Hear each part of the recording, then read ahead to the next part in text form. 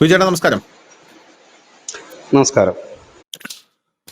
നമ്മുടെ ആഭ്യന്തരമന്ത്രി അമിത്ഷാ കശ്മീരിൽ ഒരു ഹൈ ലെവൽ സെക്യൂരിറ്റി മീറ്റിംഗ് വിളിച്ചിട്ടുണ്ട് എന്നുള്ളൊരു റിപ്പോർട്ട് പുറത്തു വരുന്നു.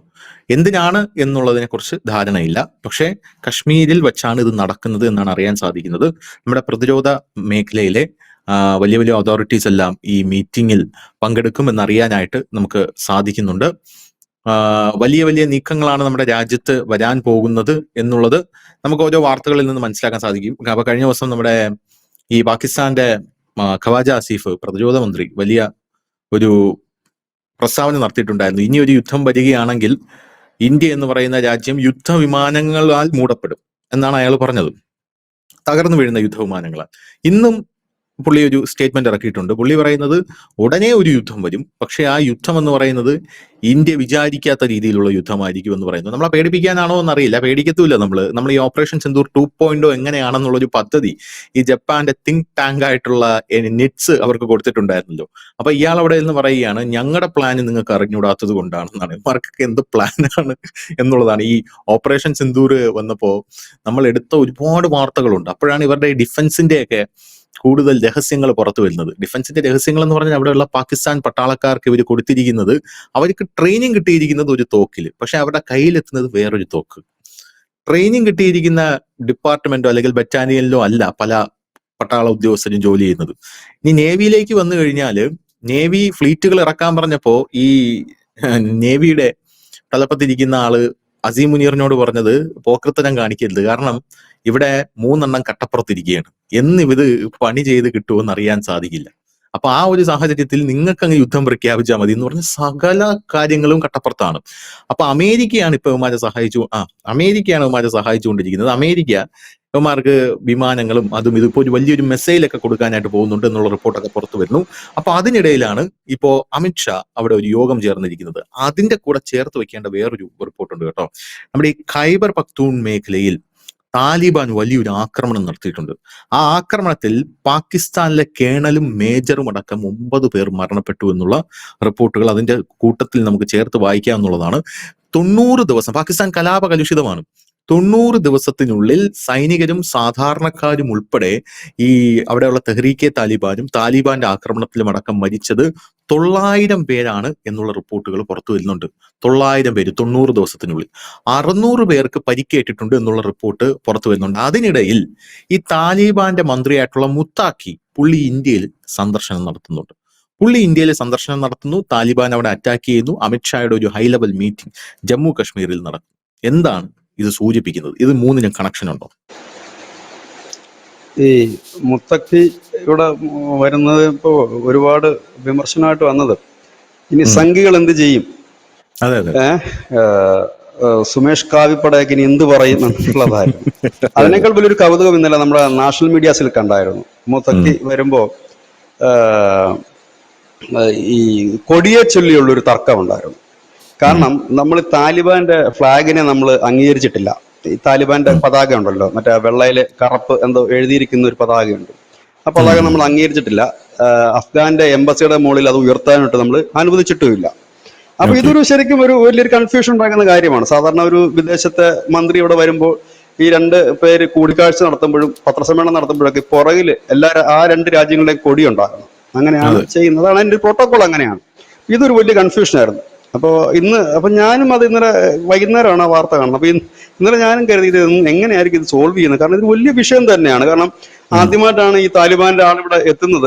മന്ത്രിയാണ്, രാജ്യത്തിനെ പ്രതിനിധീകരിച്ചാണ് ഇവിടെ എത്തുന്നത്. സ്വാഭാവികമായി തന്നെ ഫ്ലാഗിന് ഒരു വലിയ പ്രാധാന്യം ഉണ്ടല്ലോ. അപ്പൊ ഇത് എന്ത് ചെയ്യുമെന്നുള്ളതാണ്. പക്ഷെ അതിന്റെ കൺഫ്യൂഷൻ മാറി കിട്ടി. അതിനകത്ത് അവർ ചെയ്തിരിക്കുന്ന പണിയെന്ന് വെച്ചാൽ, ഇതിനു മുമ്പ് നമ്മുടെ ഉദ്യോഗസ്ഥന്മാരൊക്കെ അഫ്ഗാനിസ്ഥാനിൽ ചെല്ലുമ്പോൾ അവരവരുടെ പതാക ഉപയോഗിക്കാറുണ്ട്. നമ്മുടെ പതാക ഉപയോഗിക്കാറുണ്ട്. തൊട്ടിപ്പുറത്ത് താലിബാന്റെ പതാക കൊണ്ട് വെക്കാറുണ്ട്. പക്ഷെ ദുബായിലും മറ്റുമൊക്കെ നടക്കുന്ന നമ്മുടെ ഈ രാജ്യങ്ങളും താലിബാനുമായിട്ടുള്ള വിഷയങ്ങളുണ്ട്, സംസാരിക്കുന്ന സമയങ്ങളുണ്ട്. ആ സമയത്ത് ഈ 2 രാജ്യങ്ങളും പതാക ഒഴിവാക്കിക്കൊണ്ടാണ് സംസാരിക്കുന്നത്. 2 കൂട്ടരും വെക്കുന്നില്ല. അപ്പൊ പ്രശ്നം തീർന്നല്ലോ. ഏതെങ്കിലും ഒരു കൂട്ടർ വെക്കുമ്പോഴല്ലേ പ്രശ്നം വരുന്നുള്ളൂ. അപ്പൊ അങ്ങനെ ഒരു വിഷയം ഇതിനകത്തുണ്ട്. അപ്പൊ എന്തായാലും ആ വിഷയം അങ്ങനെ സോൾവ് ആക്കി 2 കൂട്ടരും പതാകകൾ ഇല്ലാതെ തന്നെ മുമ്പോട്ട് പോകും എന്നുള്ളതാണ് ഇപ്പൊ മാധ്യമ വാർത്തകളിൽ നിന്ന് കാണാൻ കഴിയുന്നത്. അപ്പൊ 5 ദിവസത്തേക്കാണ് അദ്ദേഹം വരുന്നതെന്നാണ് ആദ്യം കേട്ടിരുന്നത്. ഇപ്പോഴത് 8 ദിവസത്തേക്ക് മാറ്റിയിരിക്കുന്നു. കാരണം അദ്ദേഹത്തിന് ഒരു മെഡിക്കൽ ട്രീറ്റ്മെന്റിന്റെ കൂടെ ഒരു ഭാഗമായിട്ടുകൂടിയാണ് ഇന്ത്യയിൽ അദ്ദേഹം എത്തുന്നത്. എസ് ജയശങ്കറുമായിട്ട് അദ്ദേഹം കൂടിക്കാഴ്ച നടത്തുന്നു, അത് സ്വാഭാവികമാണ്, കാരണം വിദേശകാര്യമന്ത്രി. പക്ഷേ നിർണായകമായ മറ്റൊരു കൂടിക്കാഴ്ച നടക്കുന്നുണ്ട്, അതാണ് വളരെ ഇമ്പോർട്ടന്റ് അദ്ദേഹത്തിന്റെ വരവില്. നമ്മുടെ അജിത് ഡോവലുമായിട്ട് ഈ മുത്താക്കി ഒരു കൂടിക്കാഴ്ച നടത്തുന്നുണ്ട്. അതൊരു അത് വലിയ ശരി. നിർണായകമാണ്. കാരണം പ്രത്യേകിച്ച് നമ്മുടെ ഈ ബലൂചിസ്ഥാൻ, പാകിസ്ഥാൻ നിരന്തരം പറഞ്ഞുകൊണ്ടിരിക്കുന്ന ഈ ബലൂചിസ്ഥാനിന്റെ ബുദ്ധി കേന്ദ്രം അജിത് ഡോവലാണെന്നാണ് പറയുന്നത്. കാരണം അജിത് അതെ, അതെ, അതെ. ഡോവലാണ് ഈ ഇവന്മാരെല്ലാം കൂടെ സംഘടിപ്പിക്കുന്നതും ഒന്നിപ്പിക്കുന്നതും ഇവന്മാർക്ക് പോരാടാനുള്ള എല്ലാം കൊടുക്കുന്നത് അജിത് ഡോവലാണ്. അത് അഫ്ഗാനിസ്ഥാൻ വഴിയാണ് അജിത് ഡോവൽ ഇതെല്ലാം കൂടെ ബലൂചിസ്ഥാനിൽ എത്തിക്കുന്നതെന്നാണ് പാകിസ്ഥാൻ നിരന്തരം ആരോപിക്കുന്നത്. ഇന്നലെ അവർ ഉം, ഉം. വേറൊരു ഗംഭീര ആരോപണം കൂടെ പുറത്തുവിട്ടിട്ടുണ്ട്. അവർ പറഞ്ഞ് ഈ ജാഫർ എക്സ്പ്രസ് ട്രെയിൻ തട്ടിക്കൊണ്ടുപോയി നശിപ്പിക്കാൻ ശ്രമിച്ചത് ഇന്ത്യയാണെന്നാണ് അവർ പറഞ്ഞിരിക്കുന്നത്. ഇന്ത്യ ഉം. വാടകയ്ക്കെടുത്ത ആളുകളാണ് അത് ചെയ്തതെന്നൊക്കെയാണ് ഇന്നലെ അവരുടെ ആരോപണം ഉണ്ടായിരുന്നത്. അപ്പൊ അതിനിടയിലാണ് ഈ അഫ്ഗാന്റെ ബോർഡറിൽ അവരുടെ സൈന്യം, ഒഫീഷ്യലായിട്ടുള്ള സൈന്യം, താലിബാൻ എന്ന് പറഞ്ഞാൽ ഇപ്പൊ അഫ്ഗാൻ സൈന്യമാണ്, ആ സൈന്യം ഇപ്പോൾ ബോർഡറിൽ വലിയ രീതിയിലുള്ള ആക്രമണം നടത്തുന്നുണ്ട്. അപ്പോൾ പാകിസ്ഥാൻ പറയുന്നത് ഈ തെഹരിക്കെ താലിബാനെ ഒതുക്കാൻ വേണ്ടി പാകിസ്ഥാൻ ഖൈബർ പഖ്തൂൺ മേഖലയിൽ ഒരു വലിയ ഓപ്പറേഷൻ നടത്തുന്നുണ്ട്. അതിനെ തടയിടാൻ വേണ്ടിയിട്ടാണ് അഫ്ഗാനിസ്ഥാൻ ഇത് ചെയ്യുന്നതെന്നാണ് പറയുന്നത്. പക്ഷേ അഫ്ഗാനിസ്ഥാനും പാകിസ്ഥാനും തമ്മിലുള്ള ബന്ധം ഇപ്പോൾ അത്ര നല്ലതല്ല. അവരങ്ങനെ നന്നായിട്ടുള്ള ഒരു അറ്റാക്കിലേക്ക് പോകുന്നു. കഴിഞ്ഞ ദിവസമൊക്കെ നമ്മൾ അവർ തമ്മിൽ അടിക്കുന്നതിൻ്റെയും വെടിവെപ്പ് നടക്കുന്നതിൻ്റെയും ഒരുപാട് പേര് കൊല്ലപ്പെടുന്നതിൻ്റെ ഒക്കെ വാർത്തകൾ നമ്മൾ നൽകുകയുണ്ടായിരുന്നു. ഉം, ഇതിനിടയിലാണ് ഉം. ഇപ്പോൾ ഈ മുത്താക്കി ഇവിടെ ഇന്ത്യയിലേക്ക് എത്തുന്നത്. ഇവിടെ സ്വാഭാവികമായി ഒരുപാട് പേര് ചോദിക്കും, ഈ താലിബാനുമായിട്ട് എന്തിനാണ് ഇന്ത്യയുടെ ബന്ധം എന്നുള്ളത്. ഇന്ത്യക്ക് അഫ്ഗാനിസ്ഥാനുമായിട്ട് പുതിയ ബന്ധമല്ല ഉള്ളത്, നൂറ്റാണ്ടുകളുടെ ബന്ധമുണ്ട്, ചരിത്രപരമായ ബന്ധമുണ്ട്. കാണ്ഡഹാർ അടക്കമുള്ള നമ്മുടെ ചരിത്രപരമായ ബന്ധങ്ങൾ നമുക്ക് അവിടെയുള്ള ആത്മബന്ധങ്ങളിൽ അതിനപ്പുറത്തേക്കുള്ള ബന്ധങ്ങൾ നമുക്ക് പണ്ട് തൊട്ടേ നമുക്ക് കാബൂളുമായിട്ടൊക്കെ ഉള്ളതാണ്. നമ്മൾ ഒരുപാട് വ്യാപാരങ്ങളൊക്കെ ഉം. നടത്തിയിരുന്ന. ഇടക്കാലത്ത് അഫ്ഗാനിസ്ഥാൻ ക്ഷയിച്ചു പോയെങ്കിലും നമ്മൾ ആ ബന്ധങ്ങളൊന്നും കളഞ്ഞിട്ടില്ല. നമ്മളെ സംബന്ധിച്ച് പറഞ്ഞു കഴിഞ്ഞാൽ നമ്മുടെ ചുറ്റോട് ചുറ്റും കിടക്കുന്നവരൊന്നും അത്ര സ്നേഹമുള്ളവരൊന്നും അല്ല നമ്മളോട്. അതിപ്പോ നേപ്പാൾ അതെ. ആയാലും ചൈന ആയാലും പാകിസ്ഥാൻ ആയാലും ബംഗ്ലാദേശ് ആയാലും ഒക്കെ.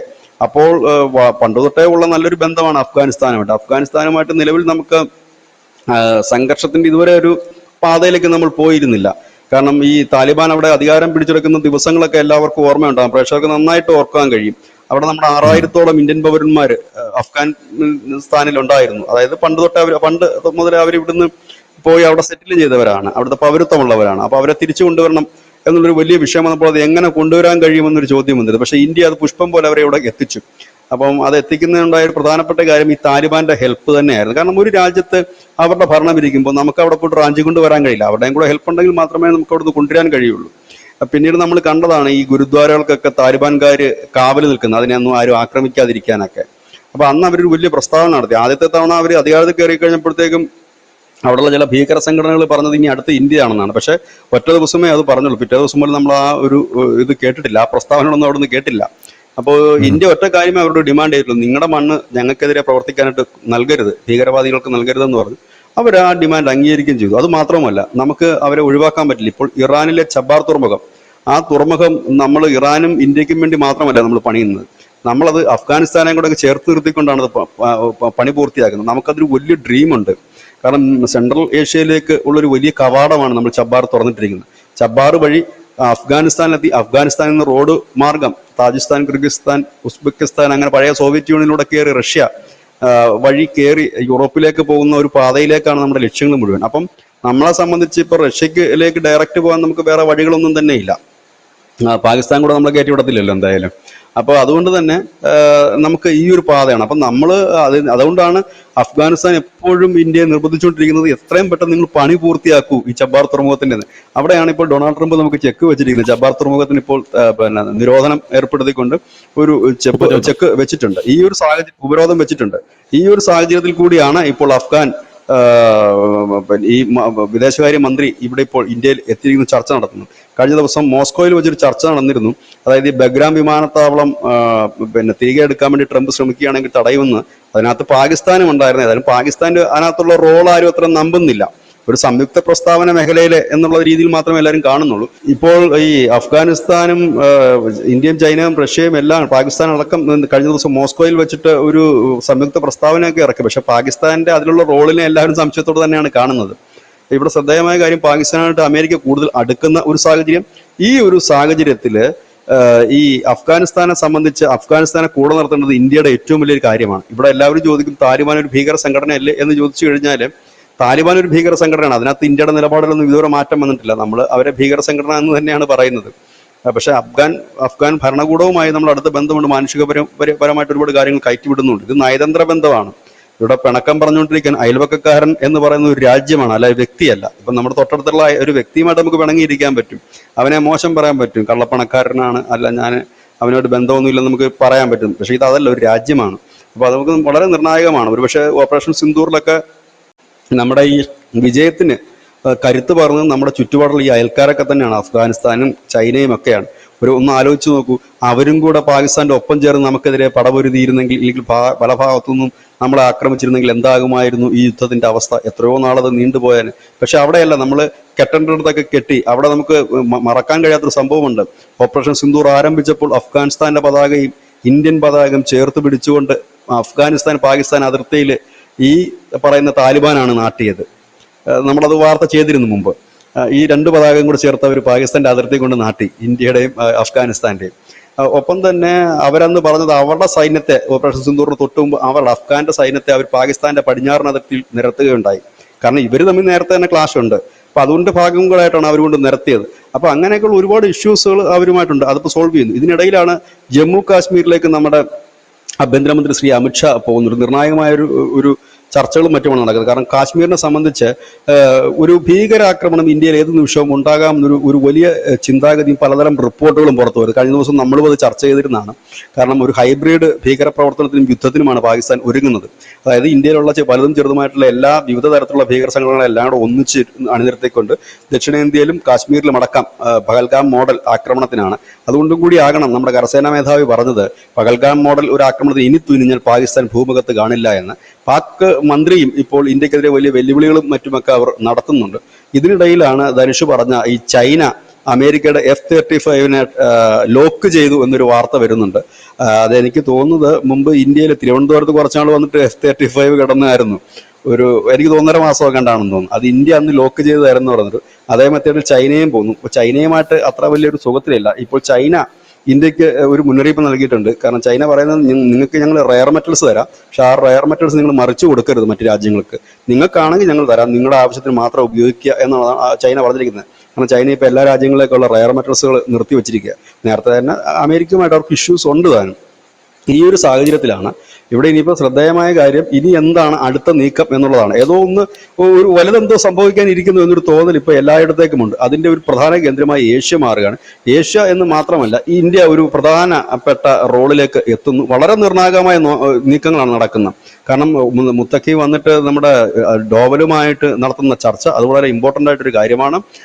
പ്രത്യേകിച്ച് ഈ ബലൂചിസ്ഥാൻ അടക്കമുള്ള മേഖലയിൽ, രണ്ടാമത്തെ ജമ്മു കാശ്മീരിലെ ആ ആഭ്യന്തരമായിട്ടുള്ള ഭീകരതയെ അമർച്ച ചെയ്യുക എന്ന് തന്നെ ആകണം അമിത്ഷായുടെ. കാരണം ഇനിയൊരു യുദ്ധം ഉണ്ടാകുന്നതിന് മുമ്പ് തന്നെ നമ്മുടെ നാട്ടിലുള്ള 0.5 തീവ്രവാദികളെ തീർക്കേണ്ടതായിട്ടുണ്ട്. അപ്പോൾ അതിൻ്റെ ഒരു ഭാഗമായിട്ട് നടക്കുന്ന ഒരു ഓപ്പറേഷൻ കൂടിയാണ്. അതാണ് ഞാൻ പറഞ്ഞത്, ദീപാവലിക്ക് മുമ്പോ പിമ്പോ എന്ന് മാത്രമാണ് ഇനി നമുക്ക് അറിയാനുള്ളത്. ഈ ദീപാവലിയിൽ പടക്കം പാകിസ്ഥാനിൽ പൊട്ടുമോ അതോ നമ്മുടെ രാജ്യത്ത് തന്നെ പൊട്ടിച്ച് ആഘോഷിക്കുമോ എന്നുള്ളതാണ് നമുക്കിനി കണ്ടറിയാനുണ്ട്. ഏതായാലും അത് പൊട്ടും എന്നുള്ള കാര്യത്തിൽ കൺഫേം ആണ്. കാരണം പാകിസ്ഥാനും ഇപ്പോൾ അത് പറഞ്ഞു തുടങ്ങിയിട്ടുണ്ട്. ഏതായാലും പ്രശ്നം ഉടനെ ഉണ്ടാകും, യുദ്ധം ഉടനെ ഉണ്ടാകും എന്ന് അവരും പറയുന്നുണ്ട്. അവരും പറയുന്നു വലിയ രീതിയിൽ തന്നെ യുദ്ധം ഉണ്ടാകും. ഇന്ത്യയും അങ്ങനെ തന്നെയാണ് കരുതുന്നത്. നമ്മൾ അവരെ ചെറുതായി കാണുന്നില്ല. ഇന്ത്യ ഒരിക്കലും ഇന്ത്യയുടെ ശത്രുക്കളെ ചെറുതായിട്ട് കണ്ടിട്ടില്ല. നമ്മളും പറയുന്നു, അതായത് എതിരാളികൾ വലുതായിരിക്കും. കാരണം ഇനിയിപ്പോൾ പാകിസ്ഥാൻ ഒറ്റയ്ക്ക് ഒരു വാറിലേക്ക് വരുമെന്ന് എനിക്ക് തോന്നുന്നില്ല. കാരണം ഇപ്പോൾ അമേരിക്കയുടെ നിന്നൊക്കെ ഒരുപാട് സാധനങ്ങൾ വാങ്ങിക്കൂട്ടിയിട്ടുണ്ട്.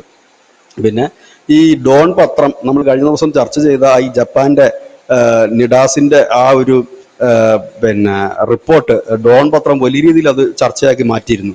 അവർ പറയുന്നത് നമ്മളും ഇതേപോലെയൊക്കെ എത്തണമെന്ന്. പക്ഷെ അത് ഒക്കെ എത്തണമെങ്കിൽ ഒരുപാട് നാളുകൾ പിടിക്കും. പാകിസ്ഥാൻ നമ്മുടെ ഒരു റേഞ്ചിലേക്കൊക്കെ എത്തണമെങ്കിൽ.